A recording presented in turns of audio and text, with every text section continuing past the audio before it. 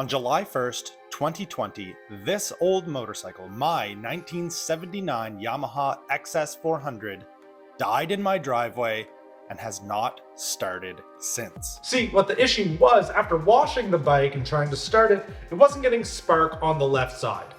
I don't know necessarily what caused it. I just assumed that maybe I shorted, burnt out the coil, or something was up with the point. So I decided to just kind of replace all of it. I just shotgun, spent the money to get an electronic ignition, new coils, and a new battery. I got a few things that I was like, easy peasy, swap it out, the bike's gonna run again.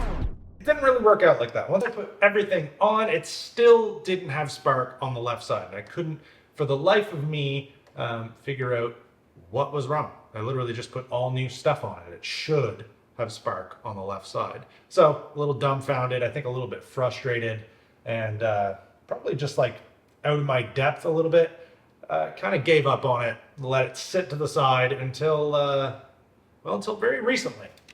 On September 28th of 2024, I had a pretty severe accident on my bicycle while commuting home from work, which resulted in a pretty bad elbow break that required surgery, and it's going to put me on the sidelines, not being able to do anything for kind of a little bit of time.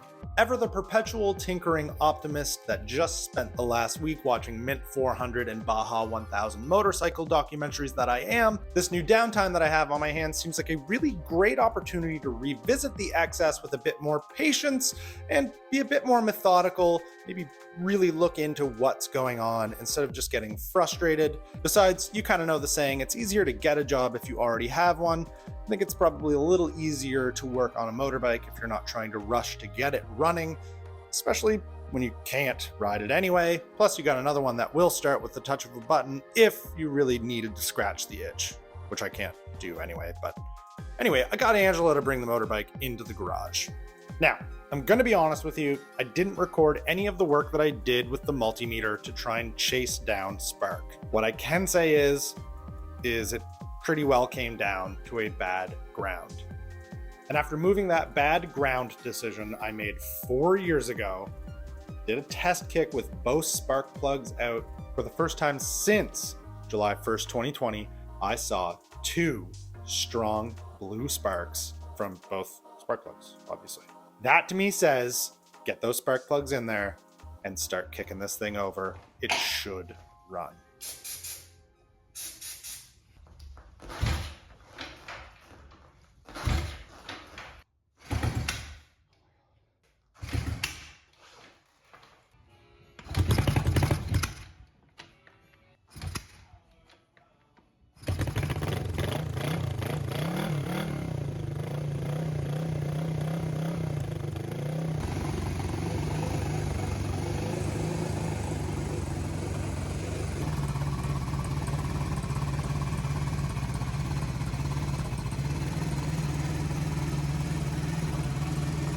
So now with that first startup, that first hurdle finally conquered, the true beginnings of David Freiberger's Don't Get It Right, Just Get It Running begins.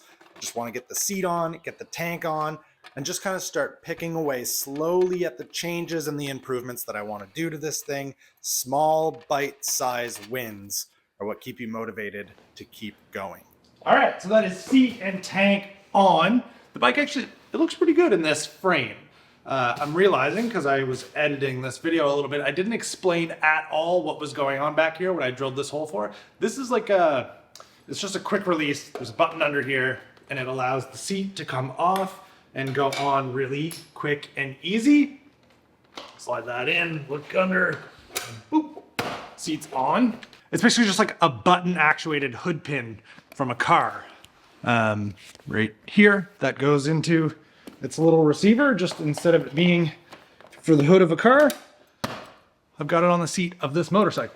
So that's a really quick and easy way to get that on and take it off when this all catches fire because I have it wired wrong. Okay, the next thing that needs to be done is the bike needs to get up on the motorcycle jack.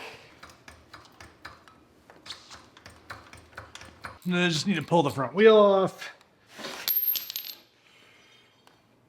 So I'm just loosening off the trees that are clamping the fork tubes right now so that I can slide them down for a couple of reasons. One, kind kind of most importantly is to get the current clip-ons off. I'm not going to be running those anymore.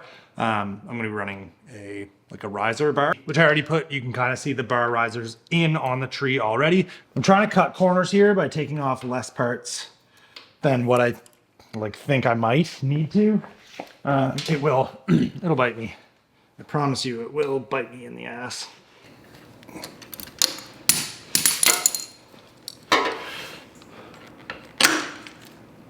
You know, I hate to say it because it sort of sets a bad example, but I think laziness is coming out on top on this one.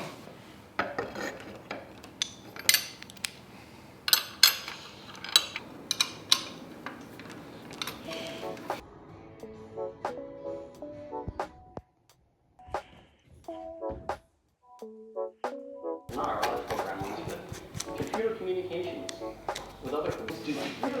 The more you squeeze this center clutch pack, the more the rear axle saps away torque from the front axle.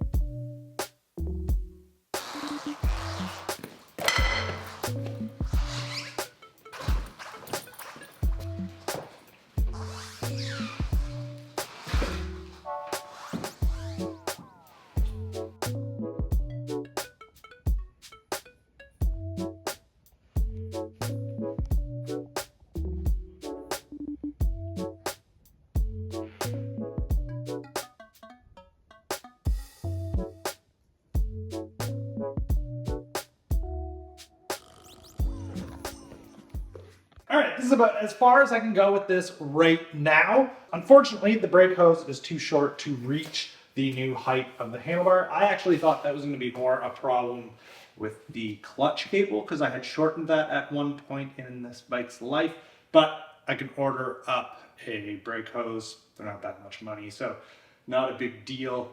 Otherwise, this kind of went better than I expected it to. This bike does have better rear suspension that I'm going to put on. There's like the odd things that I want to tinker with, but my elbow is getting better. I could probably go play around on this a little bit. So I'm thinking new brake line and then just kind of like leave it like this for a little while and try and play on dirt with it as much as possible. I guess now I'm just sort of curious as to if it still starts.